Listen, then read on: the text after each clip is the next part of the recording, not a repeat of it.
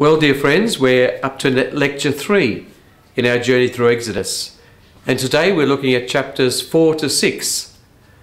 And I'd like to do 4 things today. The first is to finish off the call of Moses. The second thing is there's a transition of Moses from the land of Midian to Egypt.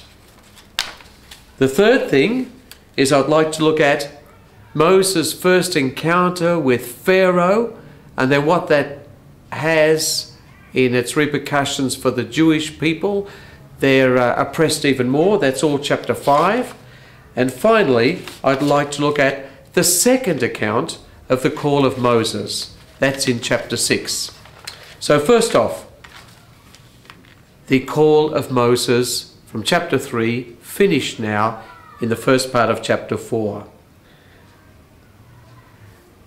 If you remember, last week, when we dealt with the call of Moses in chapter 3, we heard about God's calling of Moses on the holy mountain, Horeb, or Sinai, depending on the tradition. And on that mountain, God gave Moses a mission. I will send you to Pharaoh and bring the sons of Israel, my people, out of Egypt. It's very much like the way that God called Isaiah, as I mentioned before, in chapter 6, and Jeremiah in chapter 1. It is like that because Moses is really presented here as the greatest of the prophets. And just so that this idea of how God calls prophets, it's also how God calls, of course, Mary to be the mother of God. We'll just look at one of those examples from Jeremiah, chapter 1, verses 4 to 8. This is how it goes. The word of Yahweh was addressed to me, Jeremiah, saying, before I formed you in the womb, I knew you. Before you came to birth, I consecrated you. I have appointed you as prophet to the nations. That's his call and mission. And I said, oh Lord Yahweh, I don't know how to speak. I'm a child. That's my unworthiness, the unworthiness side of things. But Yahweh replied, don't say I'm a child. Go now to whom I send you. Don't be afraid of them, for I am with you to protect you. And then Yahweh put his hand to my mouth. There, he said, I'm putting my words into your mouth. And that's the reassurance that the unworthy prophet has to have from God to go about his mission.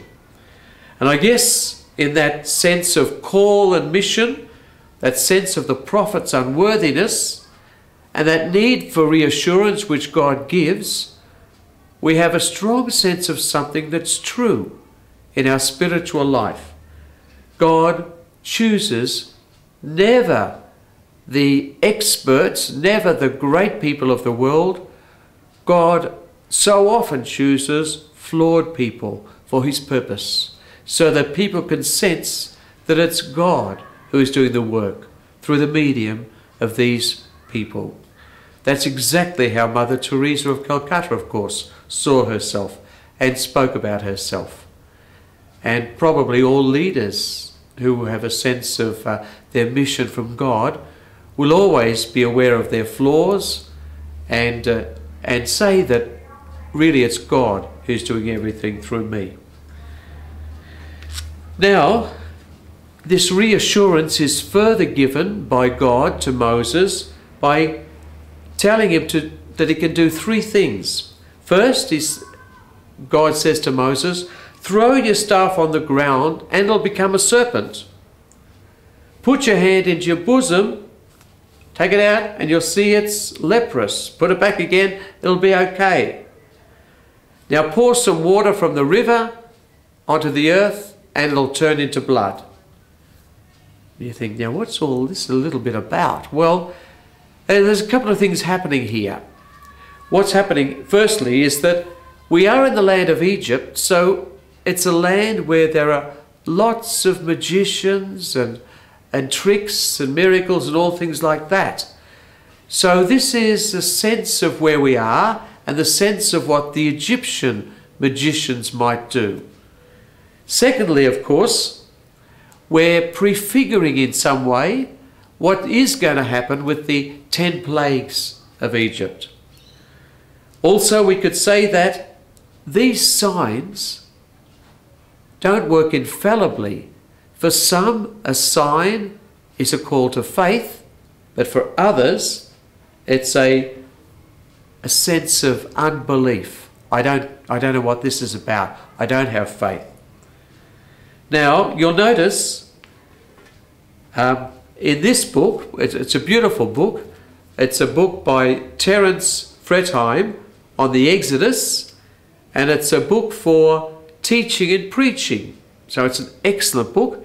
In this book, he actually says that in this first account of the call of Moses, chapters 3 to 4:17, there are actually 8 different things that Moses said why he's not the fellow to be the leader, why he's not to be the spokesperson for God. And each time, God answers him. So, that's the first thing. We're just ending that call of Moses, which is a typical call for all prophets. Moses is the great prophet. The second thing I'd like to do is a little bit on the transition from where Moses is in the land of Midian to his coming back to Egypt. Now, the first thing I'd like to say, and this is this.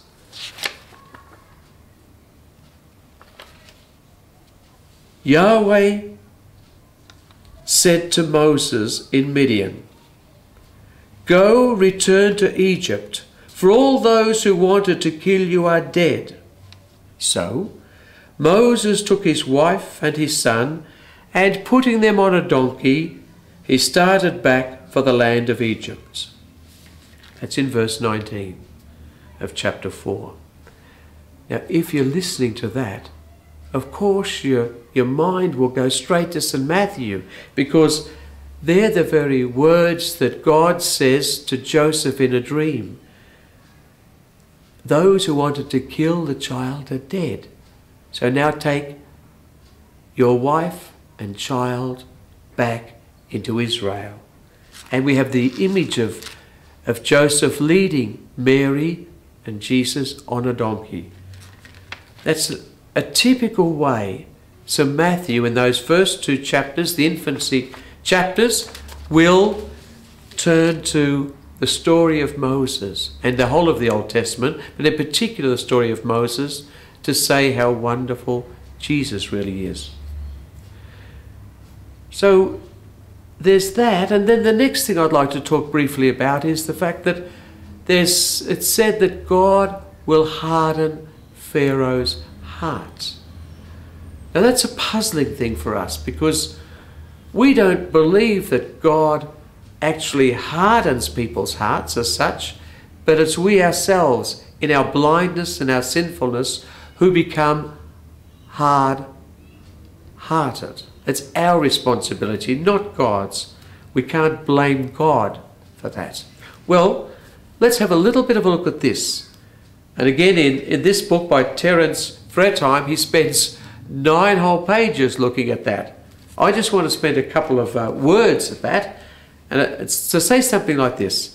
There are 3 different words in Hebrew that the author uses to say that Pharaoh's heart is hardened. The first one is the word kabed, which means to be heavy. So the heart is heavy, it can't respond quickly. Another word is hazak, which means to be strong. Strong. It's a firm, it's a clear heart. The opposite of that more positive meaning would be there, but it's a bit stubborn in a certain way. And the third meaning is kashak, which means to be hard.